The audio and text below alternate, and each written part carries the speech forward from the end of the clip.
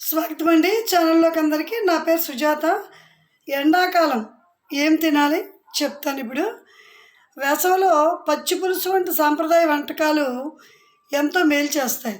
పులుసులో మనం కలిపే ఉల్లిపాయ వడదెబ్బ బారి నుండి పడకుండా మనల్ని కాపాడుతుంది. వేపుళ్ళు వద్దు, కూరలు ముద్దు. నీరు, మజ్జిగ వంటి ద్రవాలతో పాటు నీటి శాతం ఎక్కువగా ఉండే కూరగాయలు తీసుకోవడం చాలా అవసరం. దాదాపు అన్ని కూరగాయలు, ఆకుకూరల్లో కూడా 85 నుంచి 90% వరకు నీరు ఉంటుంది.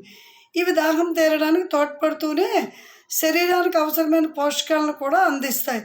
అయితే వీటి వాడకంలో కొన్ని జాగ్రత్తలు పాటించాలి. ఆకుకూరలు మరీ ఎక్కువగా ఉడికిస్తే నీటి శాతం తగ్గిపోతుంది, కాబట్టి అవసరమైనంత వరకే ఉడికించుకోవాలి. కాయగూరలు నూనెలో వేయించడం కన్నా నీటితో ఉడికించి కాస్త తడిగా ఉండేలా కూరగానే వండుకోవాలి. వీలైనంత వరకు అప్పటికప్పుడు వండుకొని తినాలి. వేపుళ్ళకు దూరంగా ఉండడం కష్టం అనిపించిన వాళ్ళు పల్లీలు, జీడిపప్పు, నువ్వులు వంటి వాటిని మిక్సీలో రుబ్బి కూరల్లో వేసుకుంటే ఎంతో ఉపయోగకరంగా ఉంటుంది. కొబ్బరిపాలు లేదా తాజా కొబ్బరిని కోరి కలుపుకొని కూటు మాదిరిగా చేసుకోవచ్చు. దీంతో కూరలకు మరింత రుచి కూడా వస్తుంది. కావలసిన పోషకాలు శరీరానికి అందుతాయి. ఎండాకాలం వడియాలు, అప్పడాలు వంటి వాటికి దూరంగా ఉండడమే మేలు. మసాలాలతో కొన్ని చికెన్, మటన్ వంటివి తగ్గించుకోవాలి బాగా.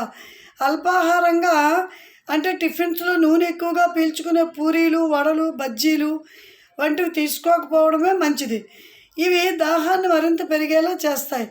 ఇలాంటి వాటికి బదులుగా నీరు పోసి ఉడికించే పొంగల్ కానీ, ఉప్మా కానీ, ఆవిరి మీద ఉడికించే ఇడ్లీలు వంటివి తీసుకోవాలి.